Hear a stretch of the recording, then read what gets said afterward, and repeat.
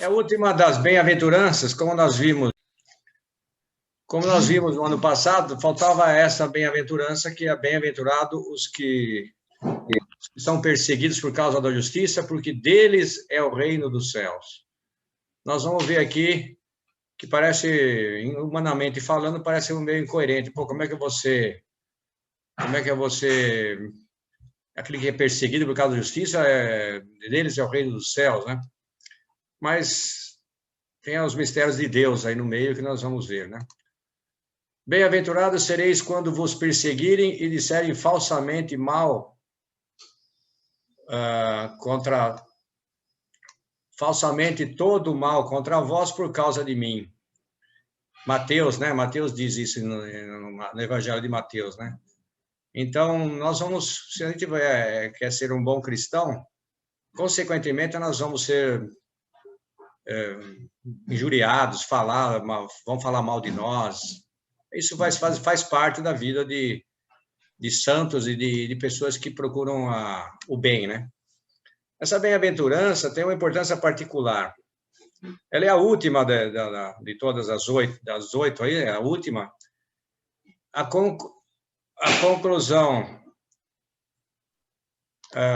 conclusão, como no caso da primeira, a recompensa prometida, a primeira foi a da humildade, né? As pessoas que temos que ser humildes, né? Falava da pobreza de espírito lá, lembram? A recompensa prometida é a posse do reino de Deus. Então, as pessoas que procuram essa bem-aventurança, a posse do reino de Deus, nós vamos buscar essa posse do reino de Deus, né? Isto é, que o amor de Deus vai reinando inteiramente na nossa vida. Se a gente vai colocando Deus na nossa família e na nossa vida, né? Encontramos aí, nessa bem-aventurança, levado ao seu ponto mais alto. E esse paradoxo, né? É um paradoxo das bem-aventuranças, né? Como é esse paradoxo? É uma afirmação de uma felicidade no âmago da situação menos humanamente agradável que existe. Aquela em que somos objeto de perseguição, de insulto e de palavras infames. Quer dizer, vão falar calúnia sobre nós. E a gente fala, como podem falar isso de mim? Eu já me peguei muitas vezes falando isso na empresa, no condomínio, sei lá, mas como vão falar isso de mim? Mas vão falar. Se mataram Cristo, se crucificaram Cristo, não é nós que vamos estar livres disso. Ela apresenta a conclusão do caminho proposto pelas bem-aventuranças em geral, o ápice da obra do Espírito Santo na vida humana. Quer dizer, só uma pessoa que entende realmente o que é esse amor de Deus vai conseguindo aceitar essas injustiças que acontecem na nossa vida, né? A gente está cheio de injustiças na vida, não? Tornar-se capaz, quer dizer, tornar-se capaz de acolher o sofrimento por Cristo como a felicidade. Imaginem vocês, nós sofrendo e estando feliz. Não é fácil, né? Humanamente falando, é difícil de entender. De acolher a cruz como um presente. Este é o grau último da maturidade, da liberdade espiritual. Uma pessoa com maturidade cristã, uma maturidade de uma pessoa bem católica, bem espiritual, é o grau último de entender tudo isso, bem como o mais forte do testemunho dado aos olhos do mundo, que são os mártires, né? Os mártires entregam a vida pelo amor de Deus. Nós talvez não vamos chegar a ser mártires, não precisamos ser mártires, mas no dia a dia a gente vai vendo que nós precisamos ser mártires nas pequenas coisas, né? Mártir nas pequenas detalhes, pelo menos as injustiças que nós vamos tendo diariamente na sociedade, na escola, no condomínio, na empresa. A gente está careca de ver esses casos, né? Depois, essa perseguição sempre fez parte da vida da igreja. Quem vê a Revolução Espanhola, várias revoluções, tem a perseguição da igreja, né? A igreja é perseguida. Então, Cristo incomoda muita gente, né? E se nós estamos com Cristo, nós vamos incomodar também. É natural que incomodemos. Não é possível que a gente seja um bom cristão e todo mundo fale bem de nós. Não vai existir isso. Nos últimos 100 anos, o genocídio armênio, até as execuções mais recentes do Estado Islâmico, que nós vimos há poucos anos aí, né? Fizeram entre os fiéis cristãos mais vítimas do que em todos os séculos anteriores da história da igreja. Então, parece que essa perseguição contra a igreja parece que se aflora cada vez mais, que a igreja... muita gente querem acabar com a igreja. Muitas vezes, acho que os que já escutamos, né, os padres não vão acabar, a igreja não vai existir mais, né? Mas a gente vê que tem gente, as pessoas precisam de Deus. A perseguição pode assumir modalidades extremamente diversas. Por exemplo, o martírio sangrento, que é o último grau de amor a Deus, de entrega a Deus, né? Quando você dá a sua vida pela vida da igreja, pela vida de um irmão, ou vida de Deus. As restrições de liberdade, as discriminações sociais que nós sofremos em vários lugares. A gente está cansado de ver isso também. A apresentação de caricaturas da fé na mídia. A gente vê a mídia aí querendo destruir a igreja, destruir o Papa, falar mal dos padres, de uma família cristã. O desprezo sofrido por um estudante que afirma ser cristão. Em quantas faculdades se falar que é cristão, pô, você tá de brincadeira, você vai na missa, não precisa nada disso, tal. Isso já era. Então, a gente sofre, essas são as pequenas cruzes que nós vamos, essas pequenas injustiças que vamos sofrendo. As incompreensões e combates dentro do âmbito familiar mesmo, contra aquele que deseja realizar sua vocação, que quer... Quantos casos não vimos, que pessoas que querem se entregar a Deus, querem ter uma vida correta e tem rejeição dentro da própria família. Os pais não entendem porque o filho quer ser padre. Ou mesmo a gente, para ir num retiro, já é difícil. A mulher, às vezes, não quer. A mulher, às vezes, acha ruim. Os filhos acham que estamos fanáticos. Pô, mas você está indo sendo muito fanático. Está ficando 2 dias num retiro. Para que isso? Hoje em dia não precisa nada disso. Tal. Agora, para fazer um curso numa empresa, a gente faz, né? A gente fica uma semana participando de uma feira. Mas para se formar espiritualmente, isso já faz... Isso as pessoas acham que já está demais. Você já reza 3 Ave Maria para dormir, por que você precisa ir na missa? Depois, em particular no Ocidente, aí, hoje no Brasil e no Ocidente, no mundo ocidental, a perseguição se reveste de formas muito insidiosas. Não há perseguição aberta, realmente, mas antes a desconsideração e a rejeição dos valores cristãos. A gente vê que estão tirando, tudo bem que o Estado tem que ser laico, mas você vê que as cruzes de vários lugares já estão, né, no Brasil principalmente, estão tirando, né? Não pode ter mais a cruz lá, porque senão você está indo contra as outras religiões. A gente entende e tal, mas é um trabalho insidioso que vai tomando conta da sociedade. E se a gente não se preparar, a gente entra nisso também. Os cristãos devem ficar atentos para não cair num complexo de perseguição também. Não podemos achar que estamos perseguidos, também aquele complexo que estamos perseguidos, nem fechar-se numa espécie de guetos, né? Fazer um gueto, aqui o grupinho do Sérgio, a palestra do Sérgio, só falo com vocês. Não, tem que falar com todo mundo, né?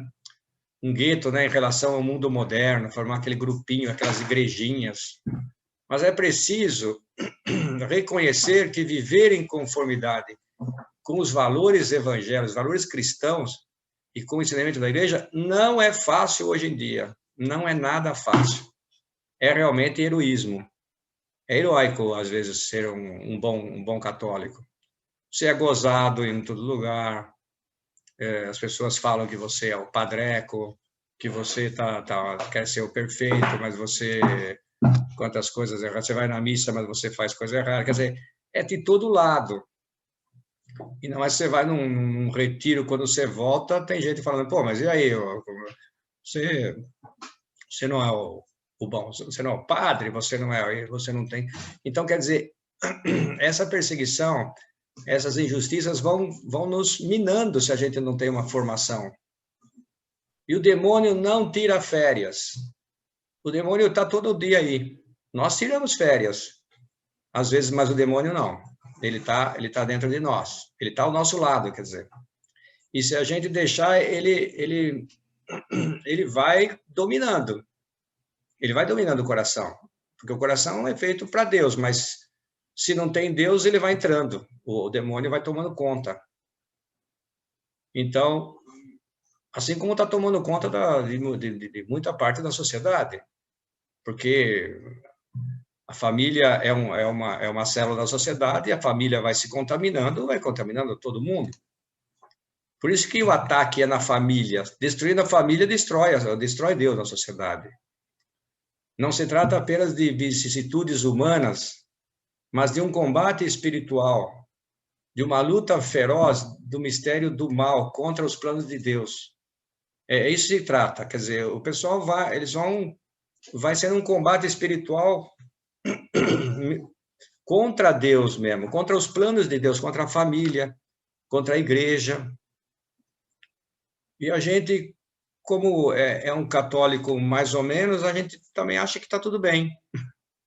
E aí a gente fica com raiva, a gente fica querendo devolver com a mesma moeda, porque isso não é justo, como podem pensar isso de mim? Aí a gente faz o mal, aí a gente devolve o mal com outro mal.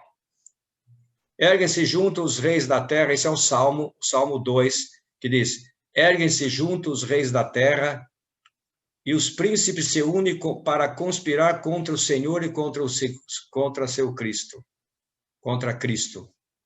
Quer dizer, erguem-se juntos os reis da terra, os governantes, as pessoas que querem o poder, os príncipes, se unem para conspirar contra o Senhor e contra Cristo, contra nós, contra os cristãos.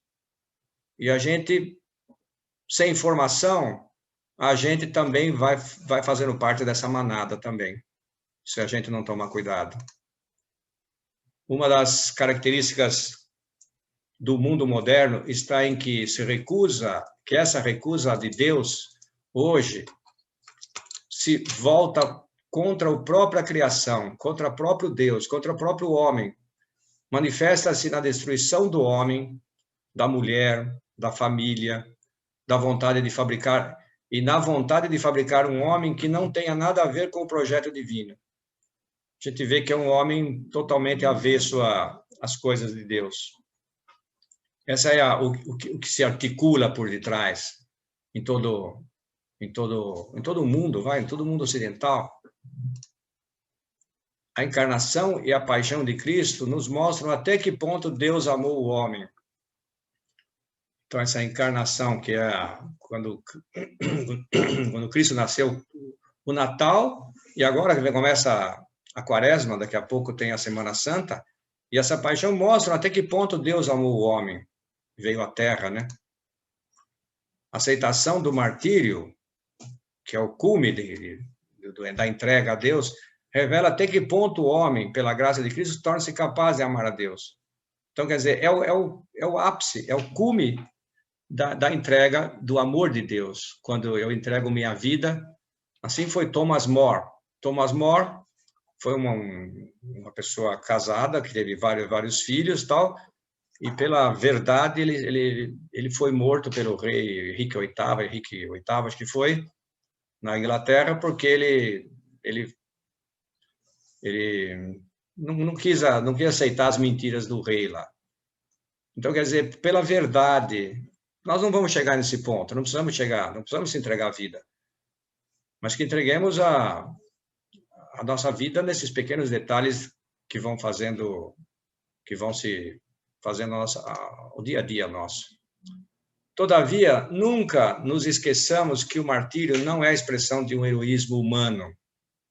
Não é o homem que tomou essa decisão, de uma grandeza humana, mas o testemunho do poder de Deus que se desenvolve na fraqueza do homem.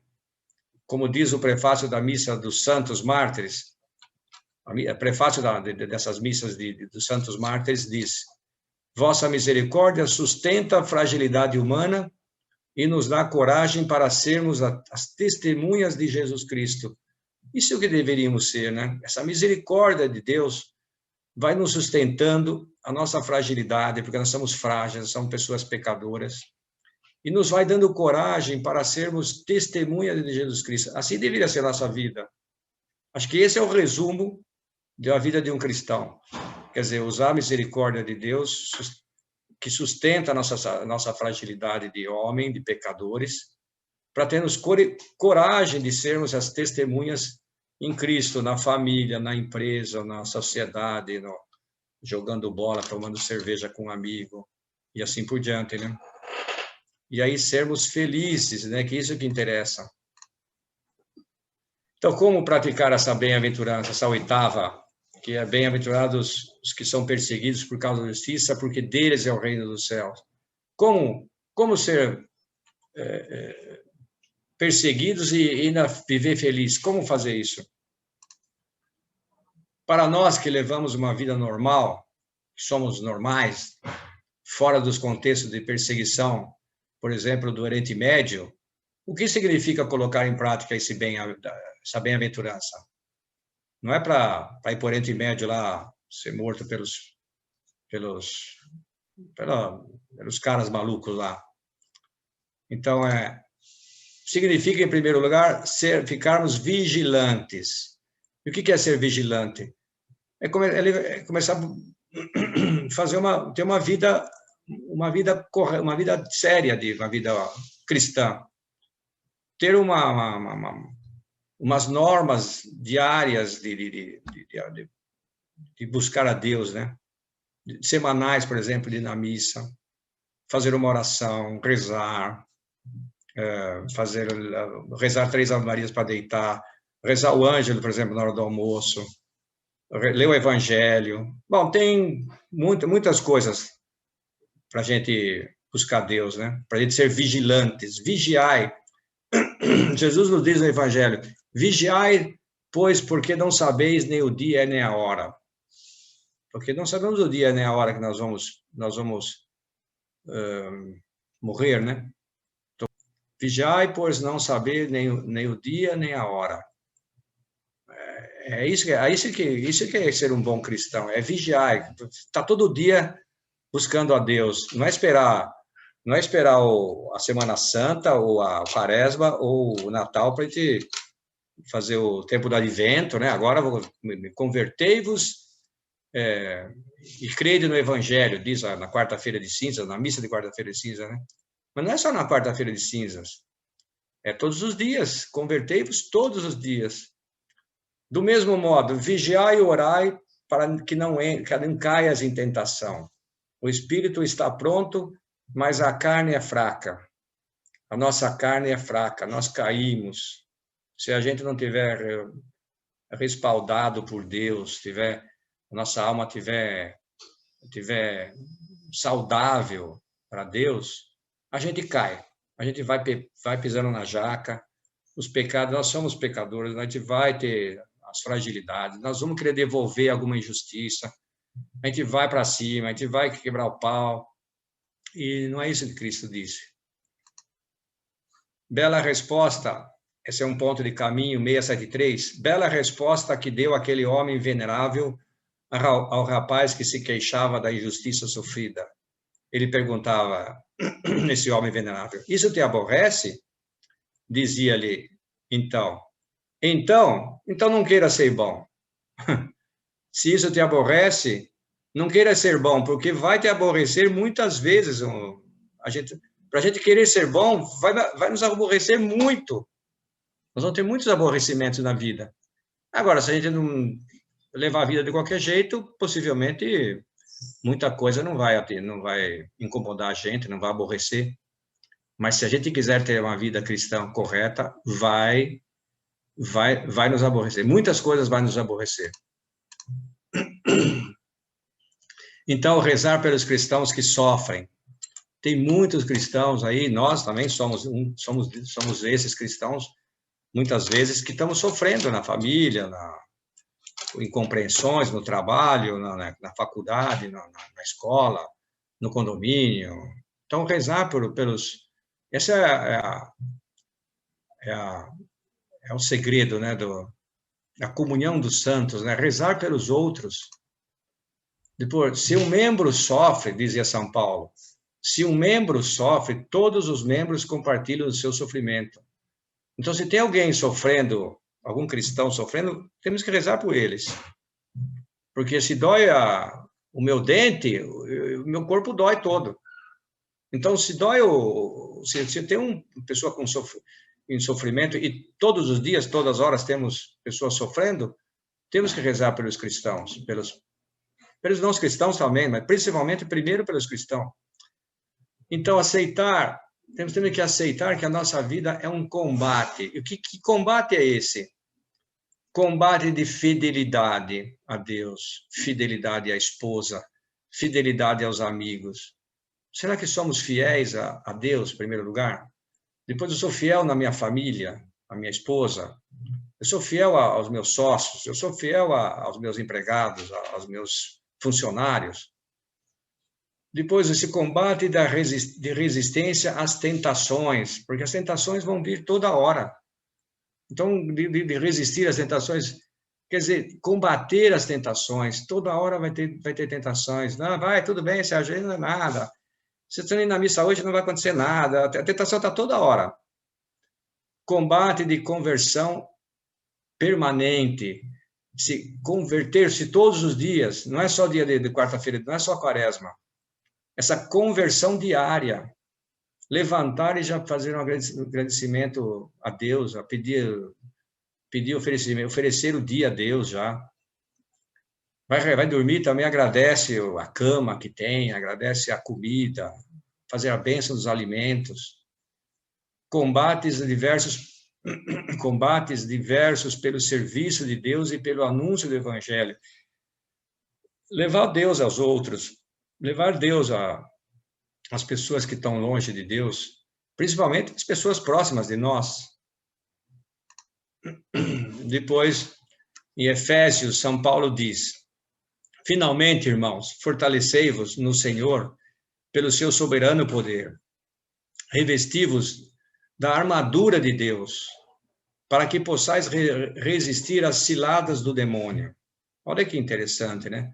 Revesti-vos da armadura de Deus para que possais resistir às ciladas do demônio. O demônio está por aí, ele não tira férias. Pois não é contra homens de carne e sangue que temos de lutar, mas contra os principados e potestades, contra os príncipes deste mundo tenebroso, contra as forças espirituais do mal espalhadas nos ares.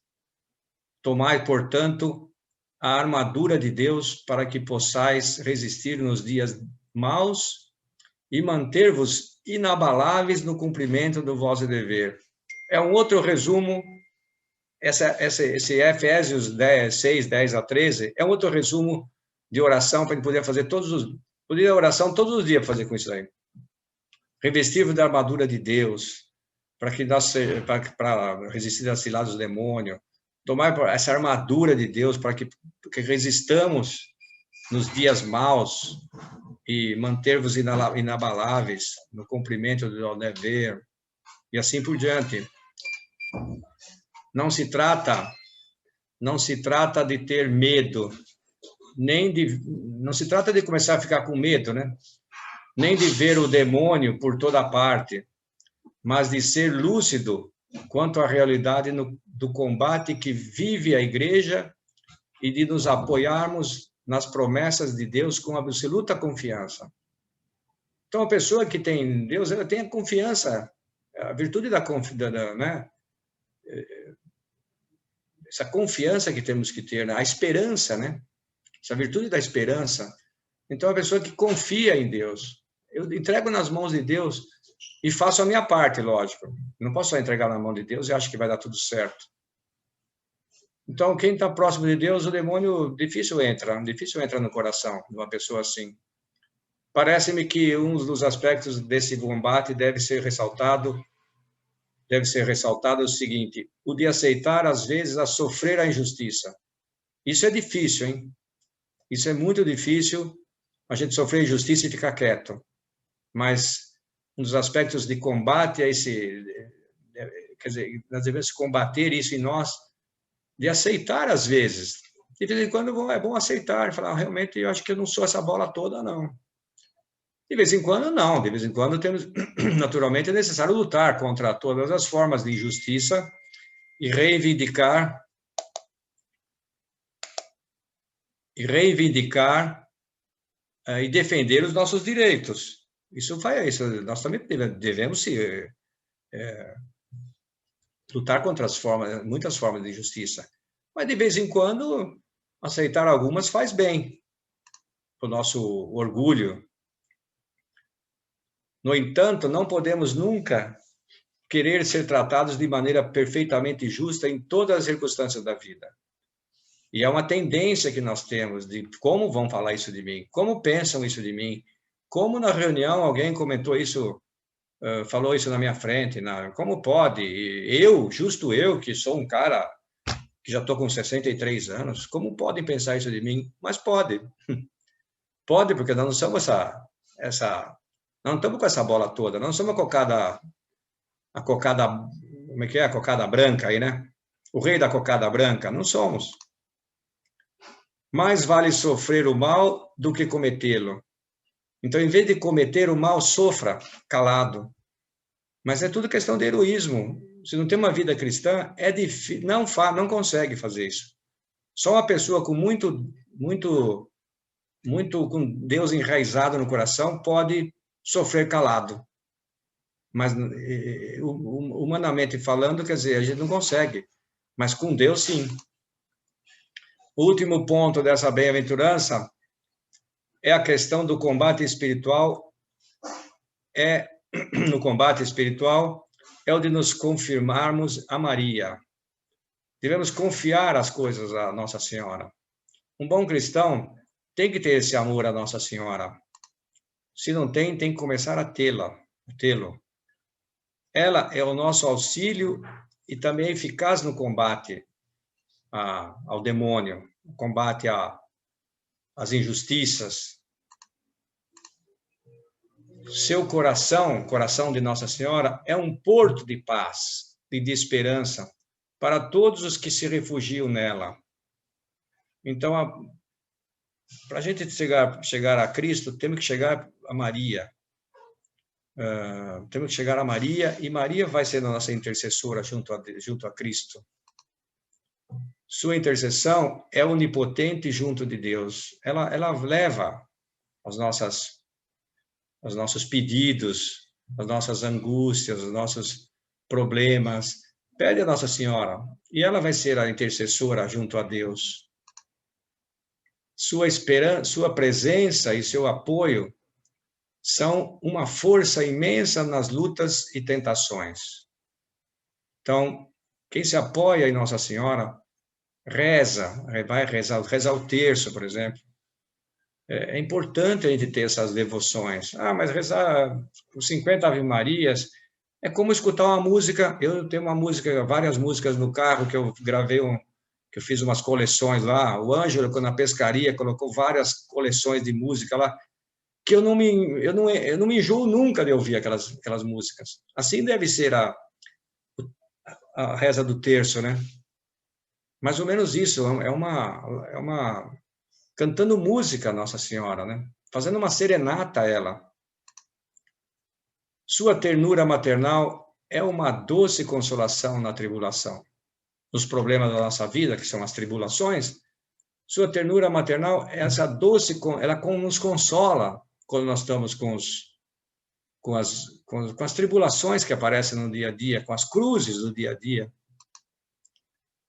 Sua fé, de Nossa Senhora também, a sua humildade, são todos exemplos que nós podemos buscar para buscar em Nossa Senhora. A pureza do seu amor torna-na inexpugnável no combate espiritual. Então, é isso.